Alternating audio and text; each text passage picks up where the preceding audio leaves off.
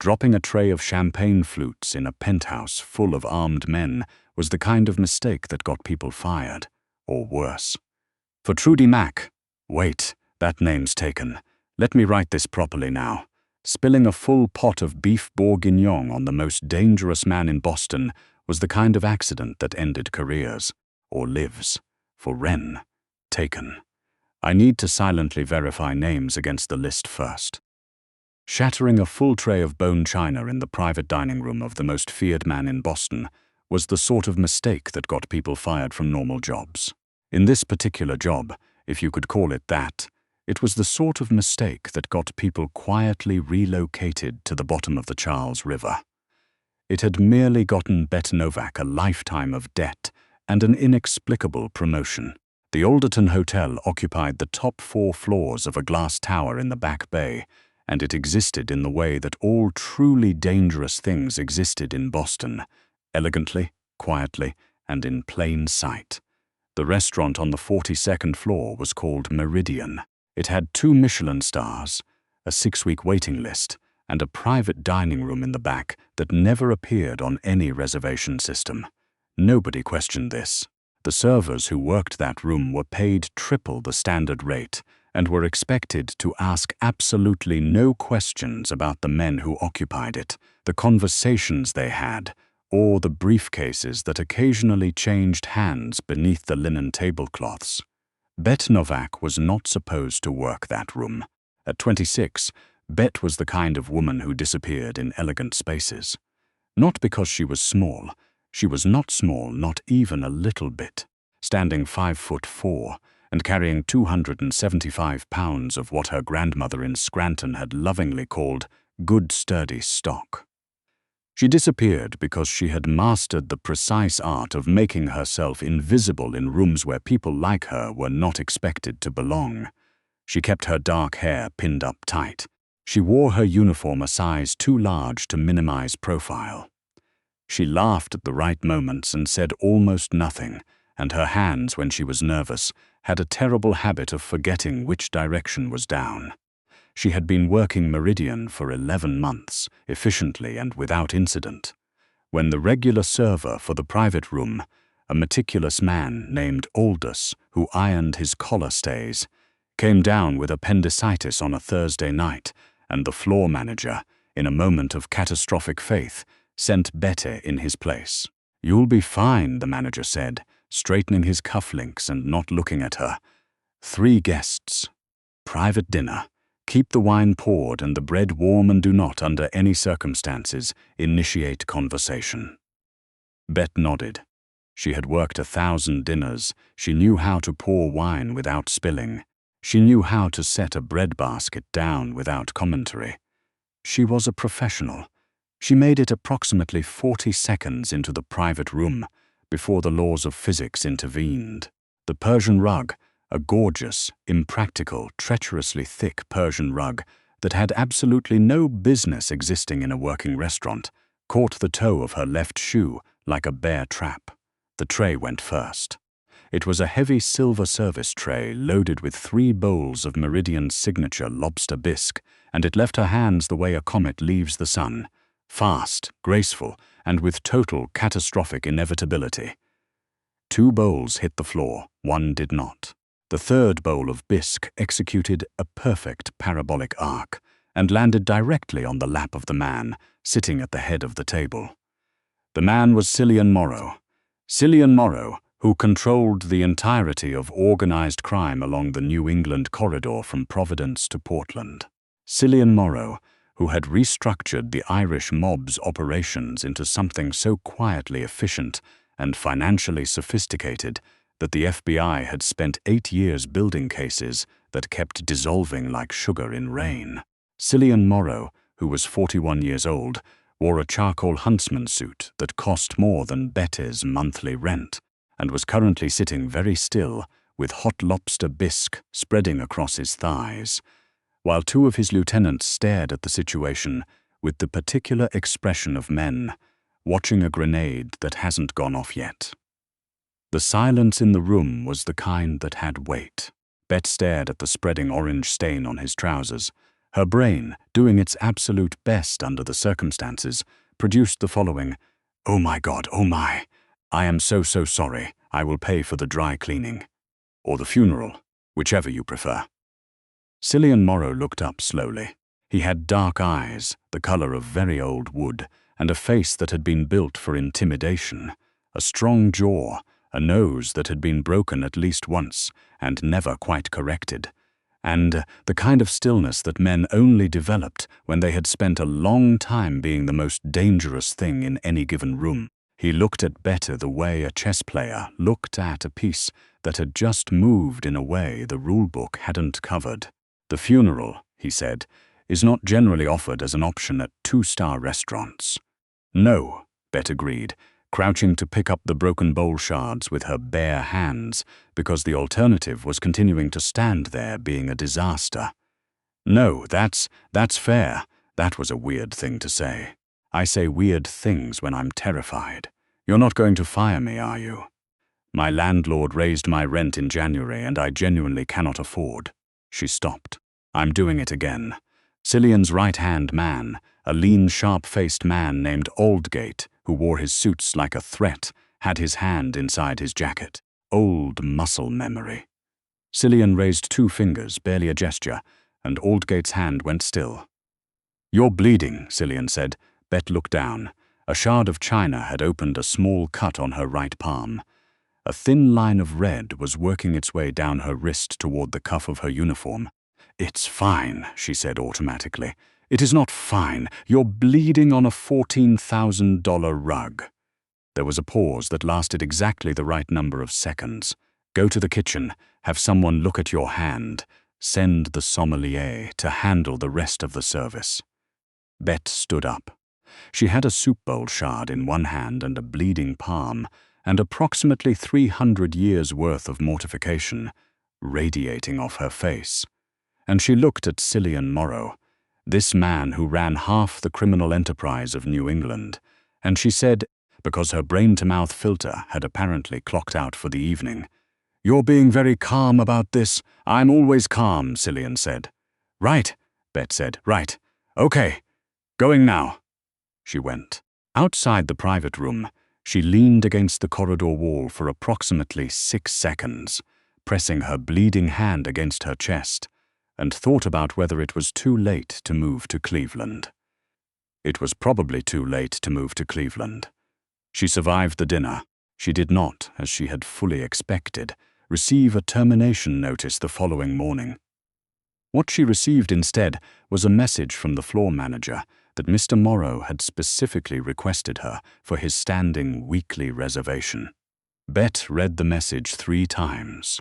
Then she called her best friend Pauline in South Boston and said, "I think I've been adopted by the Irish mob. Is that a good thing?" Pauline asked. Bette thought about the dry cleaning bill she could not afford to cover, and the way Cillian Morrow had looked at her bleeding hand with something that was almost, not concern. That was too soft a word for a man like that, but acknowledgement. Like she was a real thing in the room, not furniture. "I have absolutely no idea," she said. The weekly reservation became a fixture. Every Thursday, the private room. Every Thursday, Bette. This was not a small thing. Meridian's private room had hosted 3 different servers in 2 years. The previous 2 had given notice without explanation within a month of starting, and Aldous, before his appendix betrayed him, had lasted 8 months by virtue of a truly extraordinary talent for invisibility. Bette lasted improbably because she could not stop talking, not constantly, not nervously, the way she had that first terrible night. But she had a habit, when she came to clear a course, of saying exactly one thing that had absolutely nothing to do with the job, and Cillian, who Bette was increasingly certain had not had a genuine human conversation in years, kept listening. The second Thursday, she set down the bread basket and said, "The sourdough is from a new baker in Cambridge. She ferments the starter with honey from hives she keeps on her roof. I think it's the best bread I've ever tasted, and I'm from Scranton, which means I have strong opinions about bread." Cillian picked up a piece and ate it. He said nothing for a long moment. Then, she uses honey from rooftop bees, apparently. Is that sanitary? I think everything about beekeeping in a city is probably a little insane, so yes, Betty said, relatively speaking. Something shifted briefly in his expression. It wasn't a smile. It was the negative space where a smile would have been if Cillian Morrow were a man who smiled at bread commentary. The third Thursday, she noticed that one of the lieutenants at the table, a broad, quiet man they called Hennessy, had a bandaged hand, and she set down his soup course gently on his right side without being asked. Small, thoughtless, the kind of thing a person did when they paid attention. Cillian watched her do it and said nothing. The fourth Thursday, there was a black orchid on Betty's locker when she arrived for her shift. No card, no explanation. She put it in a bud vase on her kitchen windowsill and tried not to think too hard about what that meant. What it meant, she was slowly, uncomfortably understanding, was that Cillian Morrow was watching. Not in the way men sometimes watched women, assessing, cataloging, reducing. He watched the way a person watched something they were trying to understand, like she was a problem he hadn't found the right angle on yet. She was not model thin. She was not quiet and calculating and interchangeable with the decor, the way this world seemed to prefer its women. She was loud in small ways and clumsy in persistent ones, and she had strong opinions about fermented bread, and Cillian Morrow, the most controlled man she had ever encountered, kept seeking her out like she was the only window in a sealed room. She noticed other things, the way the Thursday reservation had quietly expanded. Now 4 guests, now 6, now occasionally men she recognized from the news with the particular kind of recognition that meant federal indictments. Briefcases, folders, the occasional paper envelope slid across the table with the casual confidence of men who did not expect to be interrupted. She noticed the way Aldgate watched the room and the way Hennessy positioned himself near the door, and she understood, slowly, brick by brick, what she was standing in the middle of. She should have quit. She knew this. Her mother in Scranton would have had a complete cardiovascular event if she had known her daughter was refilling water glasses for organized crime. Pauline had already started calling her Bet of the Mob as a joke, and it had stopped feeling like a joke around week 5. She didn't quit. The money was erasing her student debt in a way that waitressing at normal restaurants never had. The health insurance was shockingly comprehensive.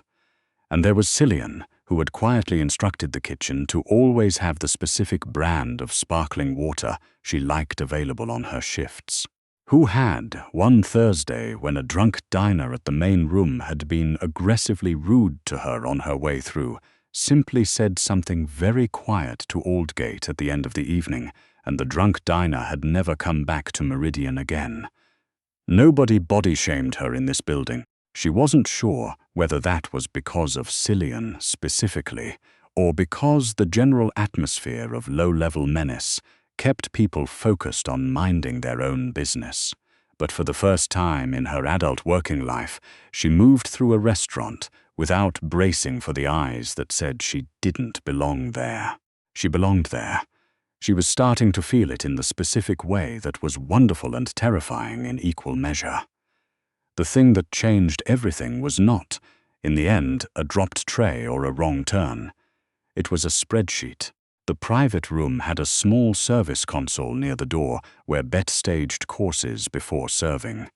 She used the lower shelf of the console to keep her order pad, her backup pen, and her reading glasses. She was slightly nearsighted and refused, on principle, to squint at her own handwriting. On a Tuesday night, covering a non-Morrow event in the private room, she had accidentally left her glasses on the shelf behind a stack of linen napkins.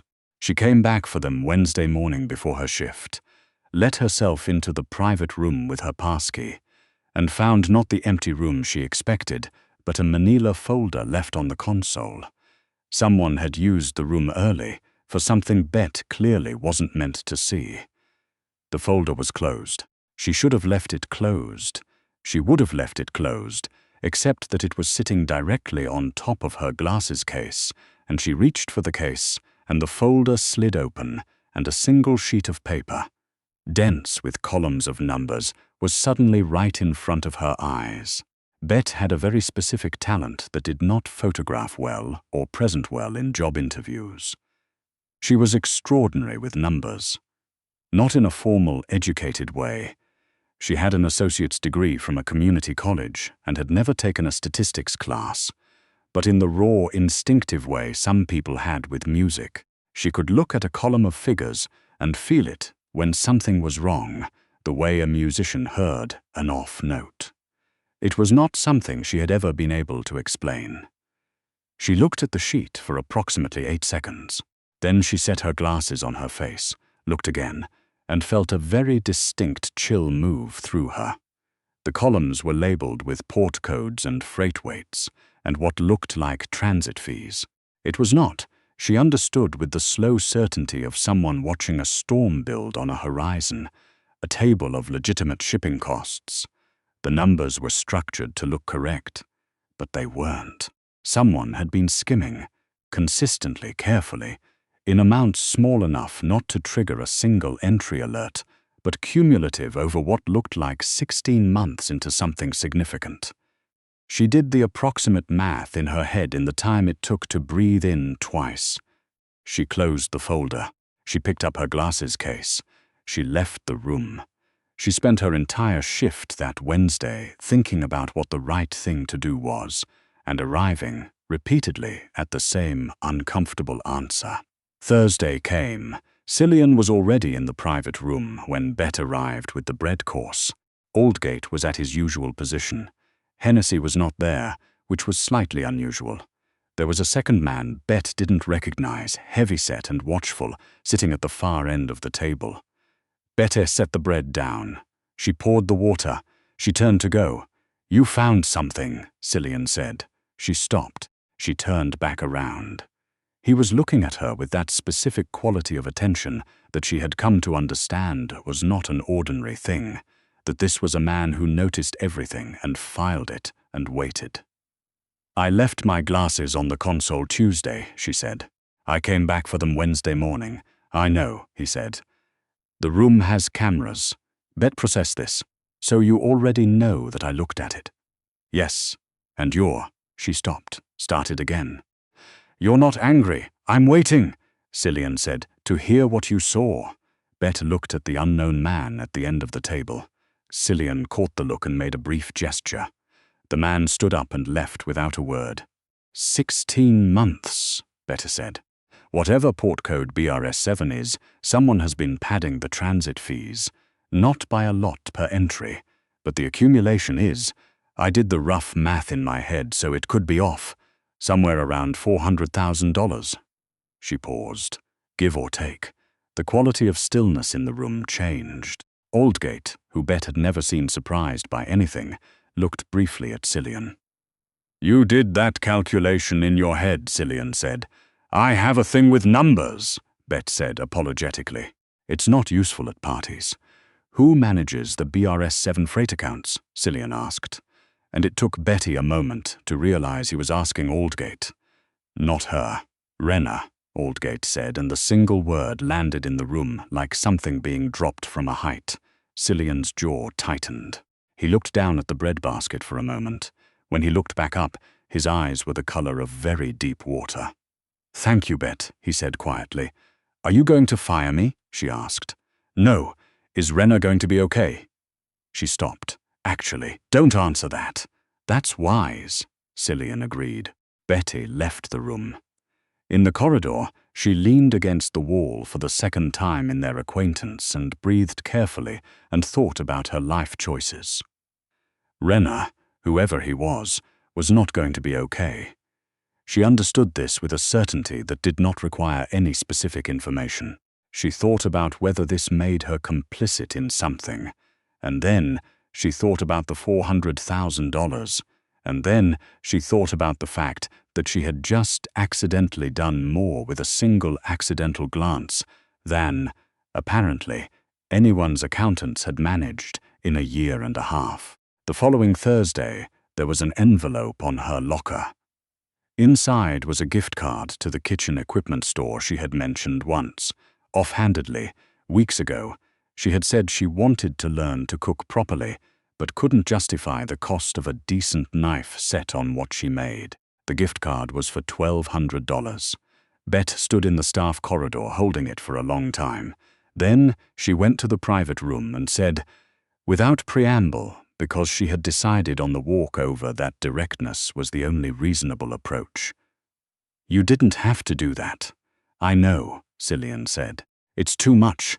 It's a proportional acknowledgement." "Of what?" "Of the fact," Cillian said, with the particular precision of a man who chose every word as deliberately as a surgeon chose an instrument, "that you could have kept walking. You could have put the folder back and said nothing and gone on with your shift. You didn't." Bette looked at him. He was looking at her the way he always looked at her, like she was a thing he was still in the process of understanding, and like the process was not one he wanted to stop. "I thought about keeping walking," she admitted. "I know that too," he said. "That's why it's a proportional acknowledgement." The danger arrived on a wet Wednesday in March. Cillian was in New York for 2 days, attending to business that Bette had stopped asking herself not to wonder about. The restaurant was short-staffed due to a flu moving through the kitchen crew, and Bette had stayed late to help reset the private room after a late event. She left through the back of the building, the way she always did, cutting through the service alley toward the parking garage. She heard them before she saw them. 2 sets of footsteps, too deliberate and too coordinated to be coincidental, closing from behind. "Bette Novak," a voice said. Not a question, an identification. 2 men, both in dark jackets, one holding a phone with a photo on the screen, her, clearly taken from somewhere she hadn't noticed. The taller one smiled with the specific quality of a man who found frightening people easy and pleasant. "Declan Ford wants to meet you," he said. Bette had never heard the name. The way he said it implied she should have. "I don't know who that is," she said. "He knows who you are. He knows Morrow has a soft spot, which, no offense, is surprising. He wants to have a conversation." "You come with us, we talk, you go home." "Simple." "That doesn't sound simple," Bette said.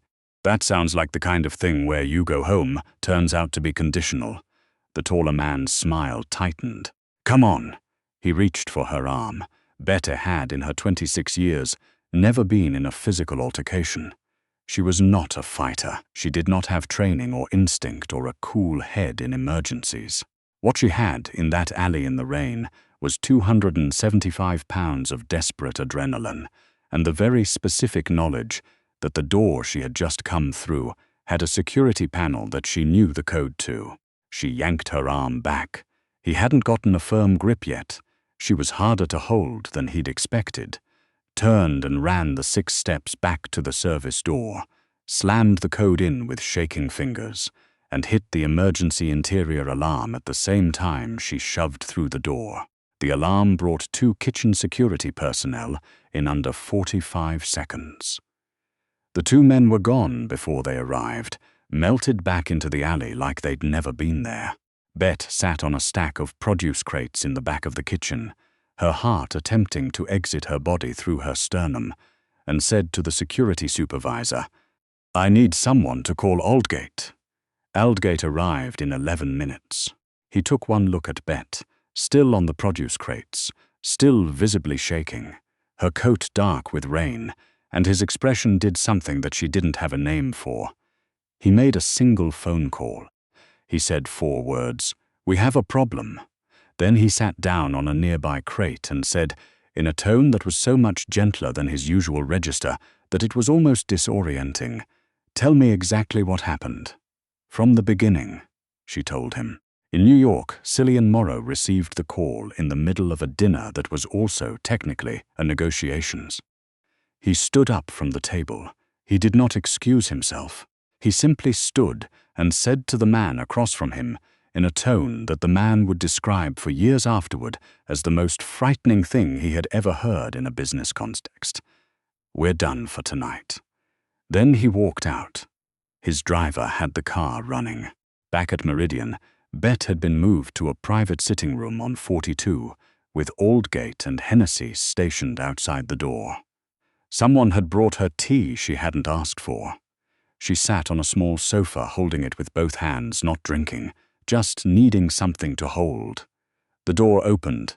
Cillian came through it still in his travel coat, rain on his shoulders, 3 hours earlier than she had expected. He looked at her the way Aldgate had looked at her, except more so. More concentrated, more still, with the specific quality of a man who had been running a controlled burn at some internal thermostat for 4 hours and was now very close to the edge of his management. He crossed the room in 6 steps and crouched in front of her so they were at eye level, which was not a thing she had ever seen him do, and he said quietly, "Did they touch you?" "No," she said. "One of them grabbed for my arm, but he didn't get a hold. I ran." Cillian's jaw went through a very specific movement. Then he said, "You used the emergency alarm. Yes, that was exactly right." "I know," she said, and her voice came out slightly unsteady. "I know it was right. I couldn't stop shaking after. My hands won't." She held them up, proof. Still trembling faintly, Cillian reached out and wrapped both of his hands around hers. Large hands, rougher than she had expected. He held her hands steady until the trembling eased, and he said nothing while he did it, which was somehow the right thing. "Declan Ford," Bette said. "Yes, is he, like you?" "In terms of what he does, he wants to be," Cillian said. "He lacks the patience and the infrastructure. He thought leveraging a pause, not a long one. He thought leveraging you would accomplish something for him." Bette looked at him. "And will it?" "No," Cillian said. "It will not accomplish anything positive for Declan Ford. Are you going to handle it the way you handled Renner?" He held her gaze. "Yes," she nodded once, slowly. She thought about whether this was the moment to have strong moral feelings about that. And she found, sitting there in her damp coat with her recently steadied hands, that what she actually felt was a kind of fierce, uncomplicated relief. Declan Ford had put his hand on her. He had thought she was a lever. He had thought wrong. "What happens now?" she asked. "Now," Cillian said, "you stay here tonight. My security team is in the building. In the morning we discuss arrangements." "What kind of arrangements?" He looked at her steadily. "The kind that mean this doesn't happen again." Bette studied his face. It was still the controlled face, the face she had been reading for months now, learning to pass the language of, the small vocabulary of micro-expressions that was the only softness this man allowed himself. And right now, underneath the control, she could see it clearly. He was frightened, not of Declan Ford, of what had almost happened in the alley, of the version of tonight that had almost been different. "Cillian," she said. The first time she'd used his name, she felt it register. "Yes, I'm not a soft spot," she said. "I'm not a vulnerability in your operation.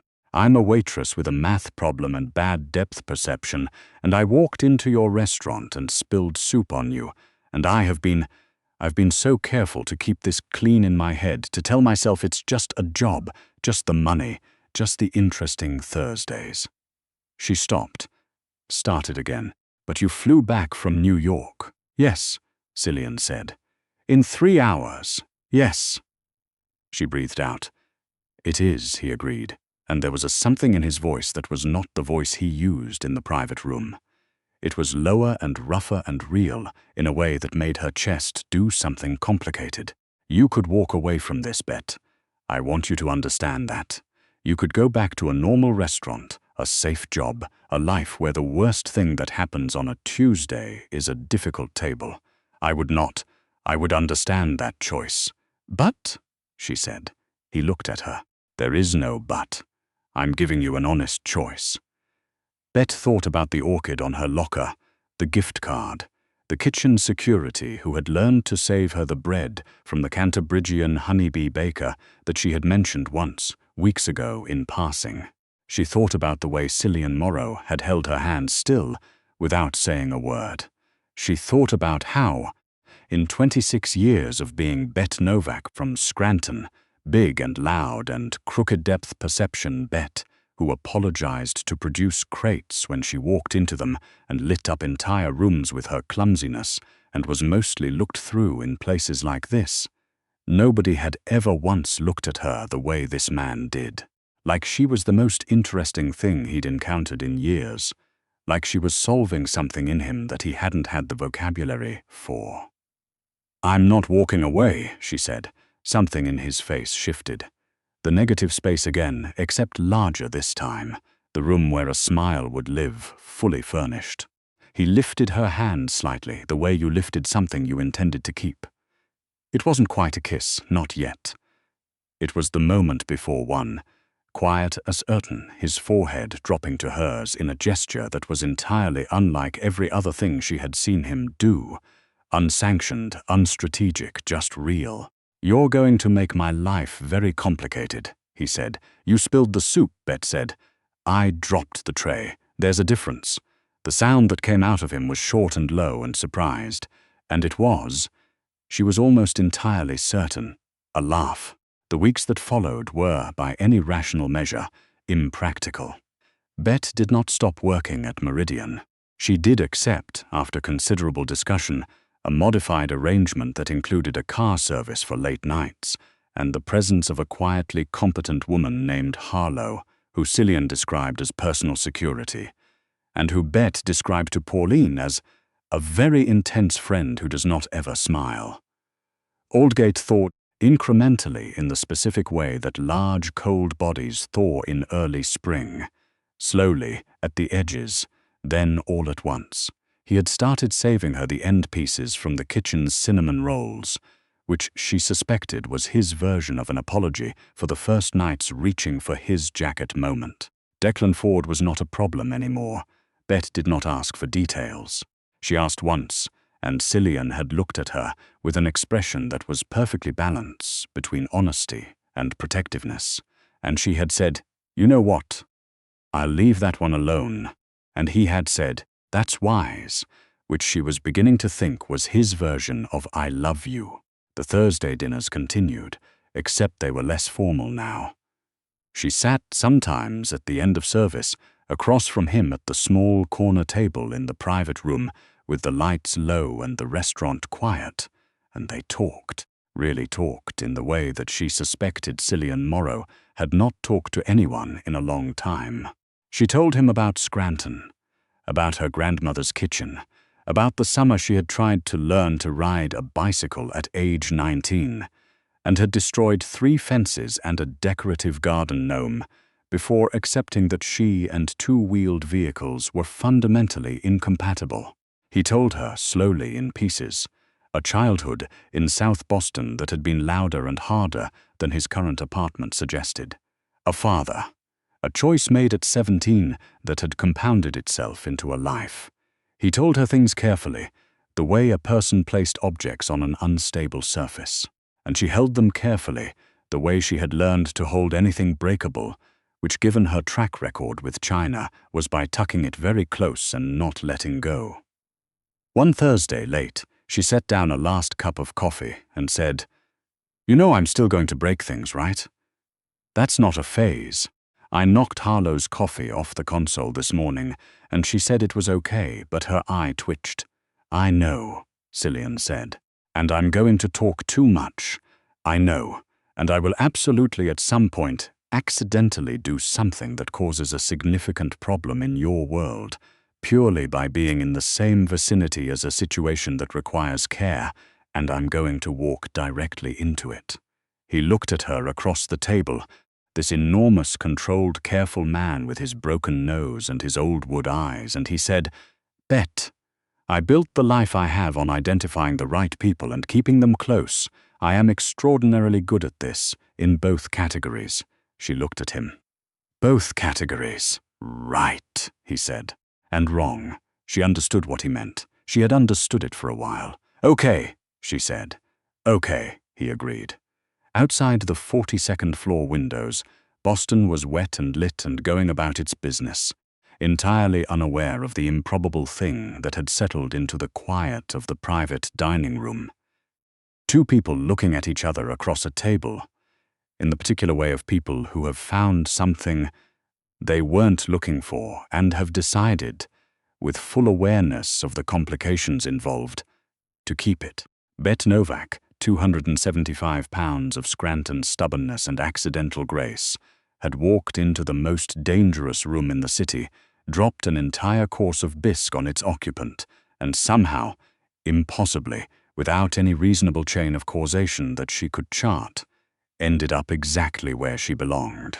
She still tripped over the Persian rug every Thursday. She never stopped. Cillian had stopped replacing it. He'd started thinking of it as hers.